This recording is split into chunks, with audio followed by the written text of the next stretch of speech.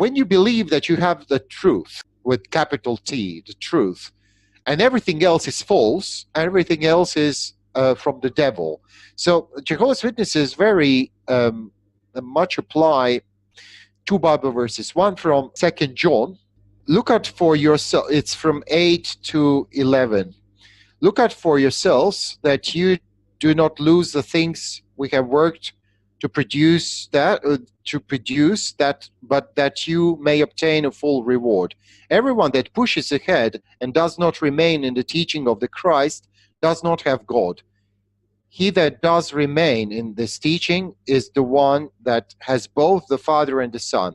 If anyone comes to you and does not bring the teaching, never receive him into your homes or say a greeting to him. For he that says a greeting to him is a sharer in his wicked works. Seen from the perspective of the true faith, of the true believers, and everybody else is false, especially the former Jehovah's Witnesses, did not remain in the teaching of the Christ, because they really believe that they are the true Christians and others are not.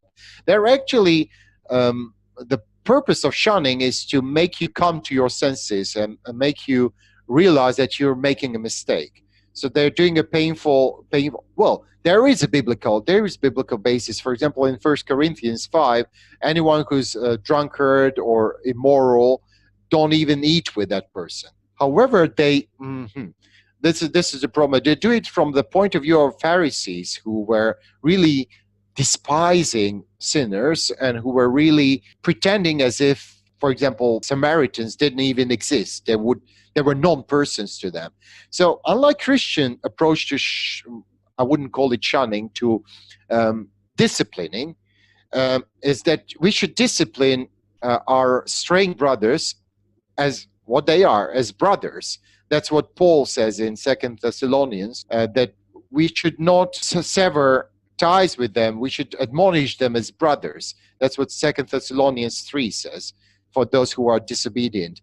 However, Jehovah's Witnesses go further, and they behave as if myself, my wife, and other who went are actually antichrists. So what would you do if an antichrist came to your door? You would just, well, they don't do the cross, but you would do that.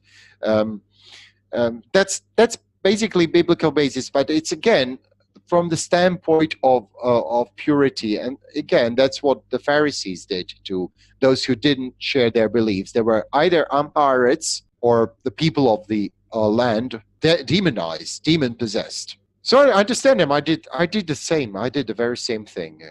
Because that we are taught to believe when they read to you second John and give you these verses and apply them very skillfully apply them to situations. Once you believe that you're the true faith and everything else is false, you're a traitor, gross traitor.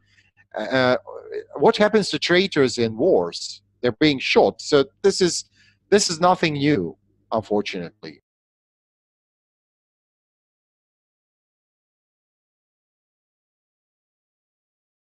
My brother-in-law is shunning us. He doesn't have any contact with us. He's a very devout Jehovah's Witness, and my wife tried to text him for a couple of times, but he refused to reply. He cut us out.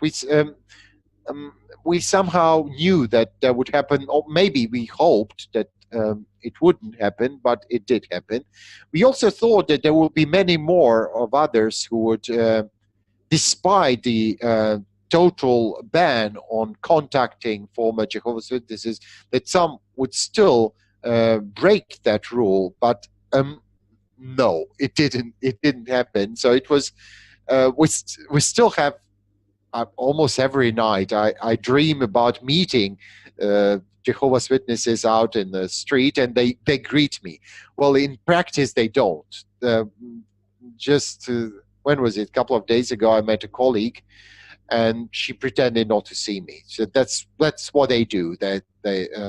Shunning is there, and it's very acute and very present with many. Fortunately, I have this broad network of others who are willing to talk to us, and we don't feel too alone. Maybe my wife has it is it's more difficult for her because all of our friends just stopped communicating. It's the most threatening barrier for any Jehovah's Witness to start even questioning the beliefs of Jehovah's Witnesses. So you have a price. The price tag is really huge, and subconsciously, just knowing what's going to happen might refrain someone just even from thinking about anything that's different from the ideas of Jehovah's Witnesses. In many cases, it goes so far that one becomes an atheist and commits immorality, uh, and then because he loses all spiritual strength because you don't have any inflow of spiritual food just because of that fear that you're going to be shunned if you leave. Some stay and lead double lives. I know of cases of people who really did gross immorality, and they were still Jehovah's Witnesses. They were just hiding who they were. But as long as nobody finds out, you're okay with it. And that's a sad thing that I believe happens in other that happens in bigger churches as well.